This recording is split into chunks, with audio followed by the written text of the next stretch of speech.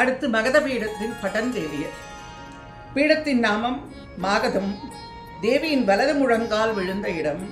பீட்டேஸ்வரி சர்வானந்தகரி, பைரவர் வியோமகேஸ்வர். மாத்திருக்கா அக்ஷரங்களில் தகார மாத்திருக்கை.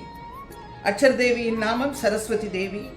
அன்னை சரஸ்வதி வெண்ணிற ஆடை அணிந்து ஒரு முகத்துடன் 4 கரங்களில் வீணை, தந்திரி, அபயவரத கரங்களுடன் ஞானத்தை நல்குகிறார். வெண் தாமரையில் அமர்ந்திருக்கிறார்.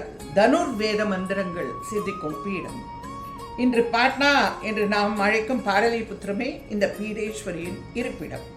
பட்டேன் சகிதக ஸ்கந்தக பபாத்யத்ர பூதலே தத்ர பட்டேஸ்வரி நாம்னா கியாதிமாப்தா மகேஸ்வரி என்கிறது ஸ்கந்த புராணம்.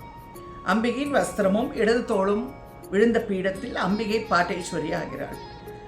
கோரக்நாத் சித்தர் இந்த பீடத்தை ஸ்தாபித்து பகவதியை ஆராதித்தார். பீடத்தை ஜெயந்தி என்றும் கூறுகிறார்கள். பாடலிபுத்திரம் என்பது நமக்கு ஞாபகம் வருவது சந்திரகுப்த மௌரியர் மற்றும் இவர் அரசவைக்கு கிரேக்க நாட்டிலிருந்து வந்த தூதரான மெகஸ்தனீஸ். அது தவிர ராஜதந்திரியான சாணக்கியர். நந்தவம்சம், மௌரிய வம்சம், குப்த வம்சம் போன்ற மகா வம்சங்களின் தலைநகராக இருந்தது இந்த நகரம்.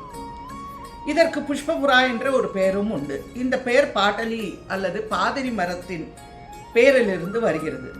ஒரு காலத்தில் இங்கு பாட்டலி மரங்கள் நிறைந்த வனமாக இருந்ததால் இந்நகருக்கு பாட்டலி என்று பெயர். பாட்டலி என்பது பாட்டலிபுத்திரமாக மாறிவிட்டது. நமது கடலூர் திருமுறை தலத்திற்கு திருப்பாதிரிப்புலியூர் என்று பெயர். இங்கிருக்கும் இறைவன் பாடலீஸ்வரர். பாதிரி மரத்தை தலவிருட்சமாக கொண்ட திருத்தலம். அதுபோல மகதத்தின் இந்த நகரமும் பாடலிபுத்திரம். கிரேக்க நாட்டு தூதர் மெகஸ்தனீஸ் இந்த நகரத்தின் சிறப்புகளை பற்றி எழுதியுள்ளார். பிற்காலத்தில் வந்த ஃபாகியான், குவன்சாங் போன்ற சீன யாத்ரிகர்களும் இந்த நகரத்தின் பெருமைகளை எழுதி வைத்திருக்கிறார்கள். இந்த பாடலிபுத்திரம் தான் சந்திரகுப்தனுடைய காலத்தில் மிகவும் சிறந்து விளங்கியது. ஆரியபட்டர், வராகமீரர், பாஸ்கராச்சாரியார் போன்ற கணித விஞ்ஞான மேதைகள் இங்குதான் இருந்ததாக கூறப்படுகிறது. நலந்தா பல்கலைக்கழகம் இந்த நகரத்தின் அருகிலேயே இருப்பது மற்றொரு பெருமை. இந்த அன்னையின் பீடங்களாக கருதப்படும் 2 மந்திர்கள், ஒன்று படி பட்டன் தேவி, இன்னொன்று சோட்டி பட்டன் தேவி. படி பட்டன் தேவி மந்திரில் அன்னையின் முழங்காலும், சோட்டி பட்டன் தேவி மந்திர் உள்ள இடத்தில் அன்னையின் ஆடை விழுந்ததாகவும் கூறுகிறார்கள். நாங்கள் கயையிலிருந்து பாட்னா சென்றடைந்தோம். ஒரு 2 கோவில்களுக்கும் போக வேண்டும் என்று ஒரு ஆட்டோவை பேசிக்கொண்டு கிளம்பினோம். முதலில் மகாராஜ்கஞ்சில் உள்ள படி பட்டன் தேவி மந்திர். ஆட்டோக்காரர் சந்து புந்துக்கள் நுழைந்து ஊரை விட்டு வெகு தூரம் போய்கொண்டே இருந்தார். உங்களுக்கு கோவில் தெரியுமா என்று கேட்டேன். நன்றாக தெரியும் அம்மா என்றார். கடைசியில் ஒரு வழியாக கோவில் வாசலில் இறக்கிவிட்டார். உள்ளே கருவறையில் அம்மை முத்தேவியராக காட்சி தருகிறாள்.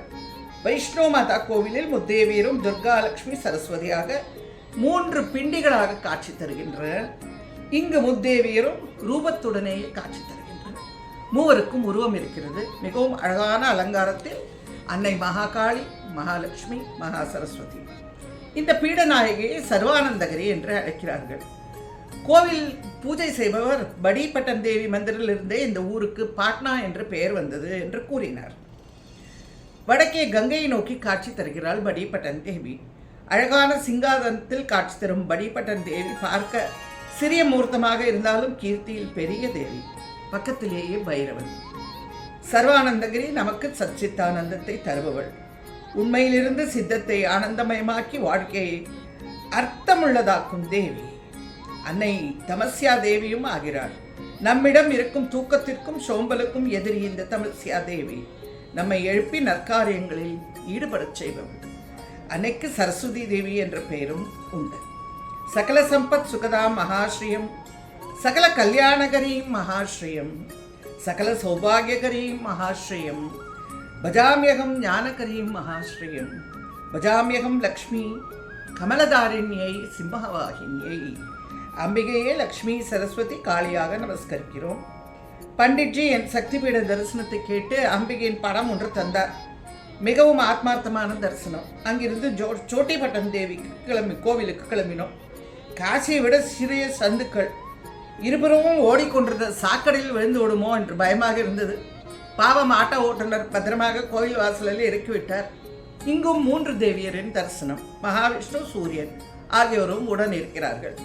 சிநேகமாக பேசி பண்டிட்ஜி அம்மையின் பணமும் பிரசாதமும் தந்தார். 2 கோவில்களிலும் நிறைவான தரிசனம். அம்பிகையை தேடி நாம் எவ்வளவோ தூரத்திலிருந்து வருகிறோம். நம்முடைய சிரமத்தை பாராட்டி அம்பிகை நமக்கு திவ்யமாக தரிசனம் தருகிறாள். மகதத்தின் மகோன்னதமான மாதாக்களின் அருள் தரிசனம் மனதை விட்டு அகலாது.